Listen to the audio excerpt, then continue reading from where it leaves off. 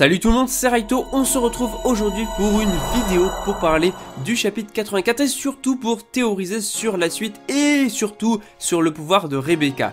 Quoi qu'il en soit, n'hésitez pas à vous abonner si vous aimez Eden Zero, cette chaîne est faite pour vous, likez la vidéo si jamais elle vous plaît, dites-moi en commentaire votre avis sur le chapitre et vos théories, et moi je vous dis c'est parti, on y va. Le chapitre 84 de Eden Zero nous offre un aperçu du réel pouvoir de l'Ethergear de Rebecca, aussi appelé Cat Leaper, traduit littéralement le chassauteur en français. Alors je ne vais pas revenir du coup en détail sur les événements qui se sont déroulés au cours de ce chapitre, car on va plutôt nous concentrer sur le pouvoir de Rebecca et toutes les possibilités que cela offre. Alors vous l'avez sans doute déjà remarqué, mais les premières cases de la page où Rebecca se réveille dans ce chapitre sont exactement les mêmes que celles du chapitre 69 lorsqu'elle se réveille après avoir rêvé du coup d'un chéquier différent.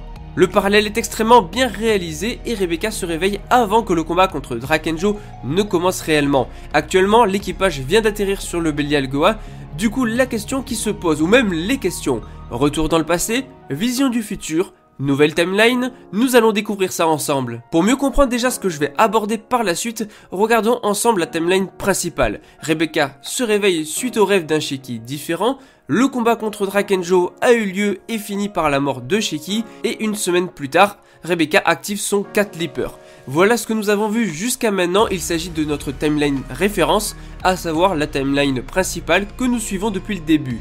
Le pouvoir de Rebecca peut cacher divers mystères. Commençons déjà par aborder le futur, car il est possible que l'Ethergear de Rebecca lui permette d'avoir des visions d'un futur, afin que celle-ci du coup puisse le changer.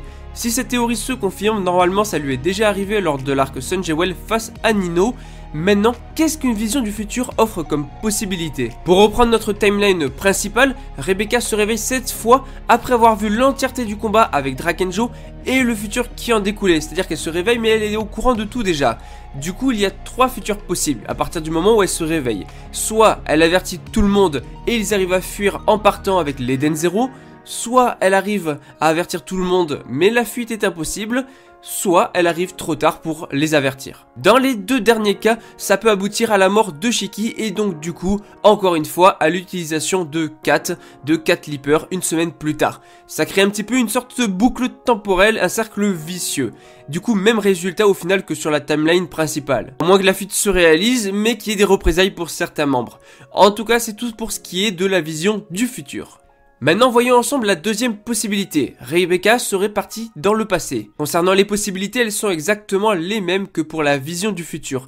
Car au final, qu'elle ait vu le futur et qu'elle veuille le changer, ou qu'elle soit revenue dans le passé pour le changer, dans les deux cas, elle part du même point d'ancrage, à savoir quand elle se réveille, et dans les deux cas, elle sait ce qui va arriver. On peut donc en déduire que les conséquences et que ce qui arrivera sera probablement la même chose que avec la vision du futur. En revanche, même si les choses qui vont se passer seront exactement les mêmes qu'avec la vision du futur, il y a un autre élément qui est à prendre en compte qui n'arrivera pas avec la vision du futur, mais par contre qui arrivera avec le voyage dans le passé, il s'agit des timelines.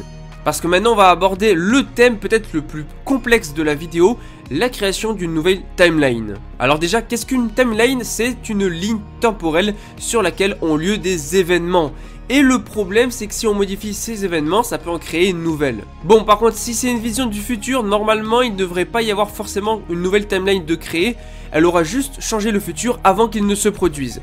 En revanche, c'est différent pour un retour dans le passé, puisque on a notre timeline principale, et Rebecca du coup utilise le Cat Leaper pour retourner au moment où elle se réveille. Du coup, on a donc comme point d'ancrage le réveil.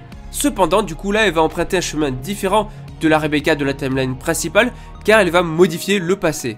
Ce qui veut dire que cela va créer une deuxième timeline, une deuxième ligne temporelle, où Rebecca cette fois va se réveiller, mais au lieu de faire ce qu'il y a eu sur la timeline principale, elle va tenter d'avertir tout le monde, et les possibilités de cette deuxième timeline du coup sont les mêmes qu'avant. C'est-à-dire c'est les mêmes qu'avec la vision du futur ou le retour dans le passé, ça aura les mêmes conséquences. C'est juste que ça sera sur une deuxième timeline, on ne sera plus sur la ligne temporelle principale, on sera sur une deuxième ligne temporelle.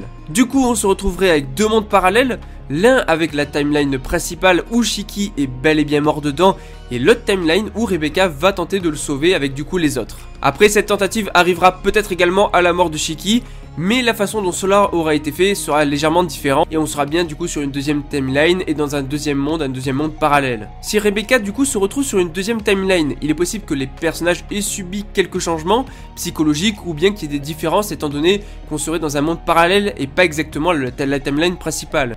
Ou alors on peut se dire qu'elle a pris la place de la Rebecca du passé car elle ne croise pas la Rebecca du passé, elle prend sa place, c'est complètement différent, ce qui fait que ça peut tout simplement modifier la ligne principale. D'un autre côté, si elle revient dans le passé, sachant qu'elle a déjà utilisé son Ether Gear lors du combat contre Nino sur l'arc Sun Jewel, ça voudrait dire qu'on est déjà sur une nouvelle timeline par rapport au début du manga en fait. Car si la théorie du retour dans le passé se confirme, ça veut dire que ça aura les mêmes conséquences qu'avec Sun Jewel, puisque sur Sun Jewel, elle a utilisé l'Ether Gear, elle a utilisé normalement son Cat Leaper, ce qui veut dire que logiquement, elle a déjà modifié le passé. Après, on peut se poser d'autres questions, est-ce que les personnages ont changé? Sont-ils pareils? Valkyrie serait-elle encore en vie dans ce monde parallèle? Quel changement? Voilà, après on peut penser également que le concept de timeline n'a pas été incorporé et qu'il n'y aura juste aucune incidence sur le temps ou sur les mondes parallèles. Mashima est clairement maître de son œuvre et seul lui connaît le futur de celle-ci, un sacré point commun avec Rebecca. Donc voilà, j'espère que cette vidéo vous a plu, c'est des concepts hyper compliqués à expliquer, donc j'espère que vous avez compris un minimum ce que j'ai expliqué, ce que j'ai dit. Likez la vidéo si elle vous plaît, dites-moi en commentaire votre avis sur le chapitre, donnez vos théories, abonnez-vous, tout ça, partagez, et moi je vous dis du coup à la prochaine, allez, ciao tout le monde.